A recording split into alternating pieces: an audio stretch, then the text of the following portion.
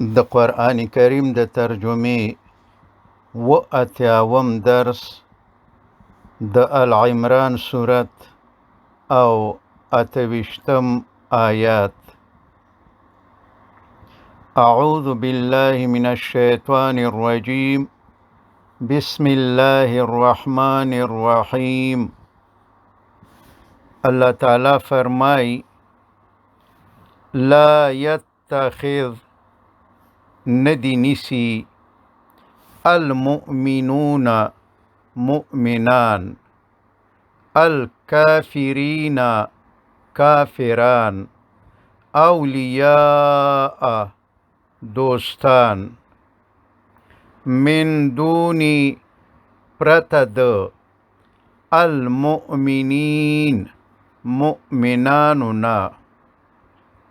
ومن او څوک یفعل چکوی ذالکا داسی چې د کافرانو سره دوستی کوي فلیسا نو اغه نه دی من الله د الله تعالی د طرفنا فی شیء په هیڅ شي کې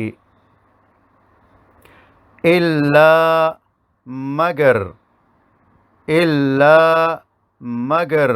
په هغه صورت کې ان که چیرته تتقو تاسو ځان ساتئ منهم د اغوی د ظلم نه، یعنی که تاسو د کافرانو د ظلم نه ځان ساتئ.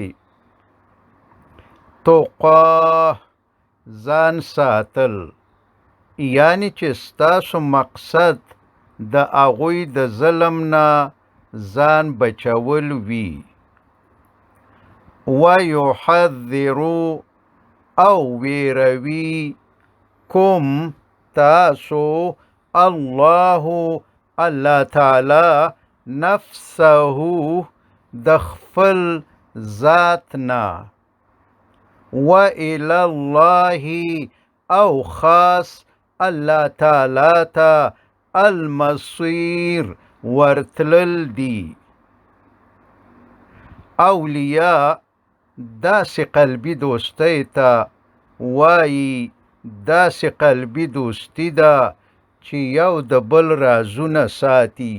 یو د بل ملاتړ او د زړه د کومي یو د بل سره محبت لري. د داسې کولو اجازه د کافرانو او د الله تعالی د دښمنانو سره نشته. البته د کافرانو سره ښه رویه، ظاهرا ښه دارمدار،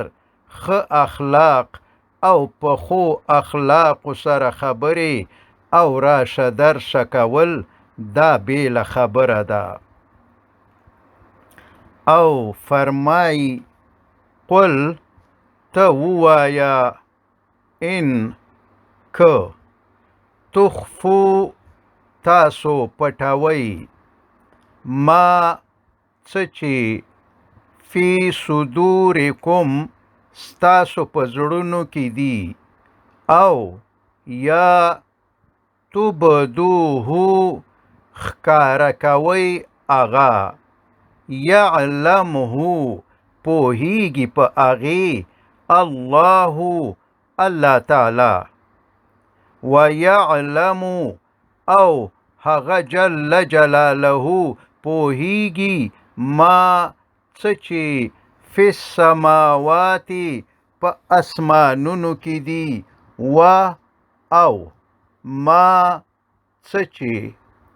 فی الارض په ځمکه کې دي. والله او الله تعالی علی کل شیء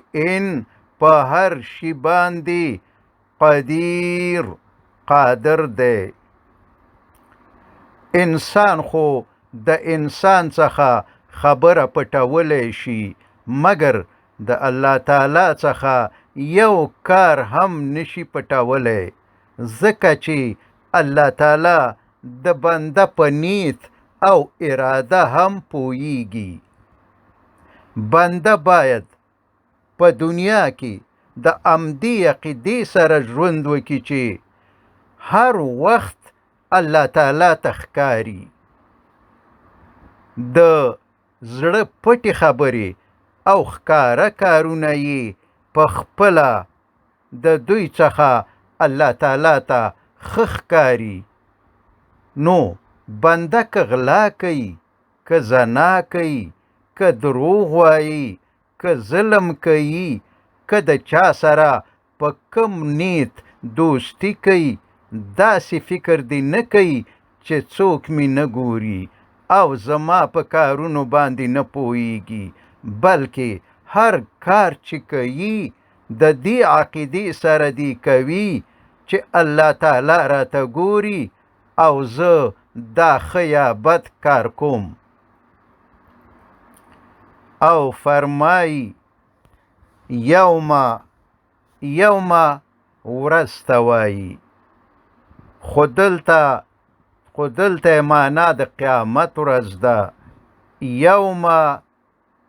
د قیامت په ورځ به تجدو ومومي کلو هر